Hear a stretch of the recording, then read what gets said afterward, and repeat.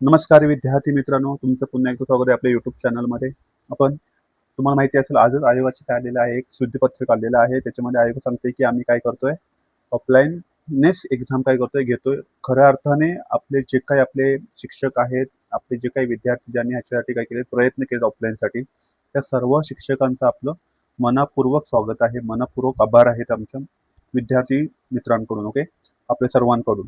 Okay, त्यांच्या प्रयत्नांमुळेच काय झाले, भले आपण पुढे पण चर्चा करू की कधी होणार आहे ऑफलाईन, कधी ऑनलाईन घेणार आहात, ऑनलाईनच का यांचा हट्ट आहे, या सर्व गोष्टी आपण बोलणार आहोत. त्या अगोदर काय करू आपण, आयोगाची जी नोटिफिकेशन आहे ती आपण बघूया. आयोगाने काही महत्त्वाच्या तारखा आता याच्यामध्ये ऍड केलेल्या आहेत आजच्या नोटिफिकेशनमध्ये.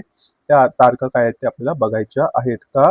तर आयोग कधी एक्झाम घेणार आहे, किती दिवस एक्झामला मेन्सला ठेवलेले आहेत, प्रिलिमची एक्झाम कधी होणार आहे. ओके, सो आता सेंटरचं काय होणार, या सर्व गोष्टी आपल्याला आजच्या लेक्चरमध्ये काय करायच्या आहेत, चर्चा करायच्या आहेत. आता पहिलं नोटिफिकेशन वाचूया आपण. शुद्धीपत्रक आहे कशासाठी, तर गट क बघा. काय म्हटलं आयोगाने, सर संयुक्त गट क परीक्षा 2026 एकूण किती जागा आहे, ते 2719 जागाची 25 जून 2026 रोजी काय आली होती, जाहिरात स्पष्ट करण्यात आली होती. आणि ती कशी होणार होती असं म्हटलं होतं त्यांनी, सीबीटीच्या आधारावर होणार होती.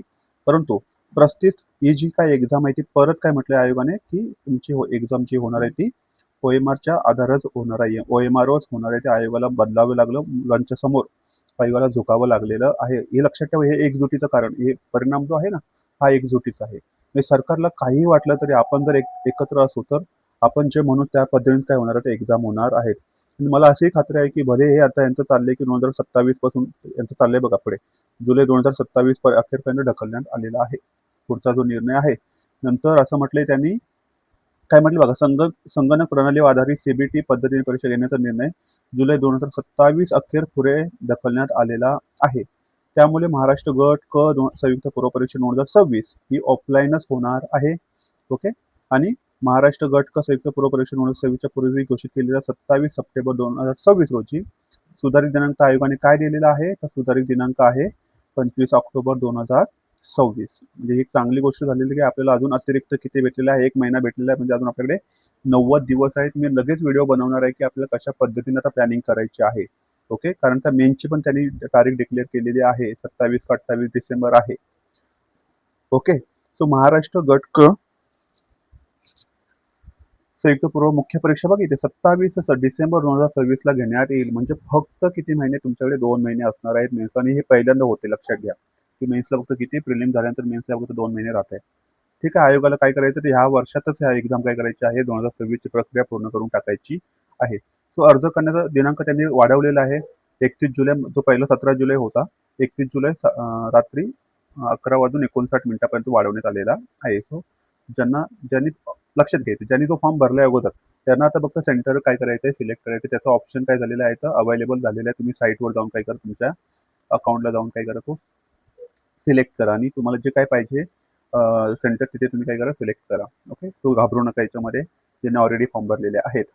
ऑनलाईन पद्धतीने विविध परीक्षा शुल्क भरण्यासाठी अंतिम दिनांक काय राहील, तर 3 ऑगस्ट 2026. व्यवस्थित भरा, रिपीट करू नका आणि नंतर उशिरा पण फॉर्म भरायला जाऊ नका. या 20-25 तारखेच्या आत काय करा, फॉर्म भरून घ्या. ओके, आणि ऑनलाईन पद्धतीने debit card, credit card, net बँकिंगचं सुद्धा अवेलेबल करून दिलेलं आहे. आता काही, आता जिल्हा केंद्रासाठी आयोग म्हणतोय की आता ही एक्झाम जी आहे ती 2026 ची ओएमआर पद्धतीने होणार आहे. ती किती जिल्हा केंद्रावर घेतली जाणार आहे, तर 37 जिल्हा केंद्रावर घेण्यात येणार आहे. सो आता काय करायचं, नव्याने अर्ज सादर करणाऱ्या उमेदवारांनी अर्ज सादर करतानाच जिल्हा केंद्राची निवड करणे आवश्यक आहे. आणि त्यांना काय पुढे म्हणायचं, यापूर्वी जर तुम्ही अर्ज दिला असेल, अगोदरच भरला असेल, तर तुम्ही माय अकाउंटला जा.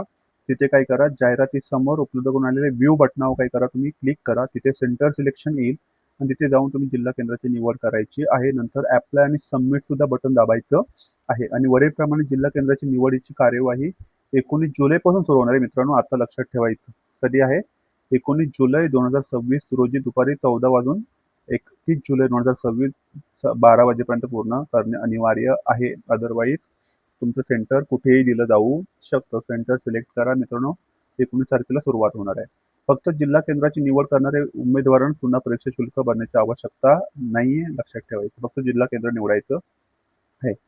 केंद्र निवडीची प्रक्रिया पूर्ण न केल्यास उमेदवारांनी अर्जामध्ये दिलेला पत्र व्यवहाराचा जो पत्ता आहे तो विचारात घेऊन परीक्षेचे ठिकाण निश्चित करण्यात येईल. हे पण लक्षात ठेवा गोष्ट. जर तुम्ही बाय चान्स किंवा बाय मिस्टेक तुम्ही जर सिलेक्ट केलं नाही तुमचं सेंटर, तर तुम्हाला आयोग तुमचा जो काही ॲड्रेस आहे करस्पॉन्डन्स ॲड्रेस, त्या ॲड्रेसच्या जवळच तिथे कुठे काही सेंटर असेल ते देईल आहे. एखादे जिल्हा केंद्र कार्यान्वित होऊ शकले नाही अथवा एखाद्या जिल्हा केंद्रावर उमेदवारांना प्रवेश देण्याची क्षमता ओलांडली गेली तर ते जिल्हा केंद्र निवडलेल्या उमेदवारांची बैठक व्यवस्था जवळच्या दुसऱ्या जिल्हा केंद्रावर करण्यात येईल. सो लवकर तुम्ही काय करा, आपलं जिल्हा केंद्र निवडून घ्या. 25-26 तारखेची वाट बघत बसू नका. 19 तारखेला जेव्हा 2 वाजता ओपन होईल साईट, किती वाजता? 2 वाजता. तेव्हाच पहिल्या 1-2 दिवसामध्ये तुम्ही तुमचं सेंटर काय करा, सिलेक्ट करता. अदरवाईज तुम्हाला एक्झामच्या दिवशी हेडेक होऊ शकतो.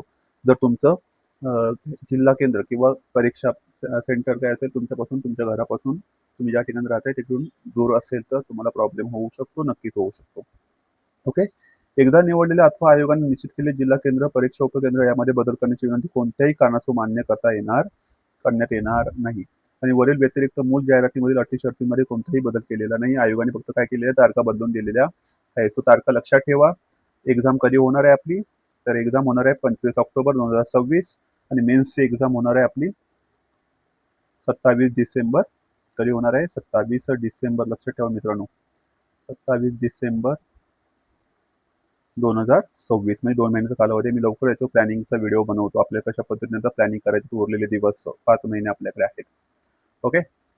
आय होप तुम्हाला हे समजलं असेल. पुढे एक फक्त यांचा आभार मानायला पाहिजे आपले रोहित पवार यांनी जे काही प्रयत्न केले ह्या 15-20 दिवसामध्ये. ओके.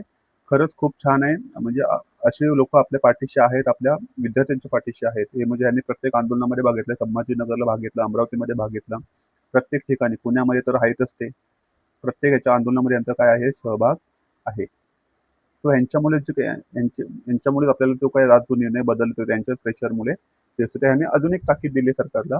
भले तुम्ही ऑगस्ट 2027 पासून लागू करणार आहात, परत आम्ही काय करणार, ऑनलाईन एक्झाम घेणारच असं आयोग ठाम आहे. लक्षात घ्या, आयोग ठामच आहे. आयोगाला काही करून काय करायचंय, 27 पासून ऑनलाईन एक्झाम घ्यायच्या आहेत आणि या 26 पासून घ्यायच्या होत्या. का तर ह्याचं एक खरं कारण तुम्हाला सांगायचं म्हटलं ना, यांचं टेंडर आहे आणि ह्यांची जी टेंडर आहे ती कोणाला जाणार आहे, तर TCS. ही TCS कंपनी याच्यामध्ये मोठं काय आहे, गबाड आहे. लक्षात ठेवायचं.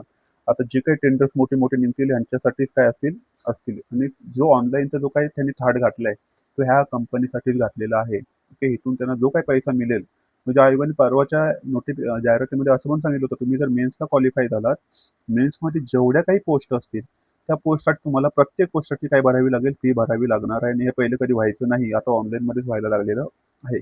आणि हे खूप चुकीचं आहे. मुलं आता तुम्ही म्हटलंय 250 पेक्षाही जास्त संवर्ग आहेत. 250 गुणिले जर आम्ही 250 केले किंवा 300 केलं, किती लाख होतील लक्षात घ्या. आणि 250 जागांसाठी, प्रत्येक जागासाठी तुम्हाला फी भरायची आहे, जेवढ्या तुम्ही जागांसाठी काय व्हाल, मेन्सला क्वालिफाय व्हाल.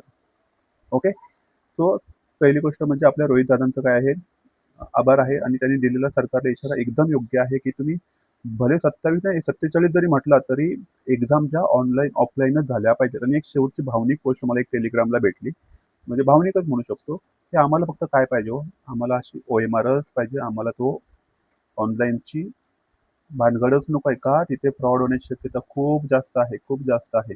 कधीही तुमचं काय कॉम्प्युटर हॅक केला जाऊ शकतो, हँग होऊ शकतो, हॅक केला जाऊ शकतो. आणि नॉर्मलायझेशन तर भयानक आहे. नॉर्मलायझेशन तर आम्हाला नकोच आहे. नॉर्मलायझेशन तर नकोच आहे. इथे गुणवत्ता सिद्ध होत नाही, कारण का 90 वाला 70 वरून थांबतो आणि 70 वाला 90 वर जातोय. ओके. मग ज्याने अभ्यास केला त्याची चुकी काय, जर तुम्ही त्याला पेपर इझी देत असाल आणि त्याला तुमचे मार्क त्याचे काय करत असाल, तुम्ही कमी करत असाल, तर इथे गुणवत्ता सिद्ध होत नाही. गुणवत्ता फक्त इथे सिद्ध होते. तो फक्त तो पाहिजे, ती पण सरसकट पाहिजे. म्हणजे गट अ पासून गट क पर्यंत फक्त आम्हाला OMR पाहिजे, आम्हाला OMR पाहिजे. अदरवाईज 2027 तुम्ही जे काही एक्झाम घेणार आहेत ऑनलाईन, ती सुद्धा होणार नाही. मी हे लिहून देतो तुम्हाला. भले 1 वर्षाचा आपल्याला काय दिलेला आहे, टाइम दिलेला आहे, ते सुद्धा होणार नाही. ओके. तो लक्षात येईल तुमच्या. आय होप तुम्हाला ही न्यूज आपल्याला समजली असेल. ओके मित्रांनो, आपण इथे थांबूया. आय होप तुम्हाला ही न्यूज समजली असेल. जर व्हिडिओ आवडला असेल तर नक्कीच लाईक करा, शेअर करा आणि सबस्क्राईब करा. आपण इथे थांबूया. जय हिंद, जय महाराष्ट्र.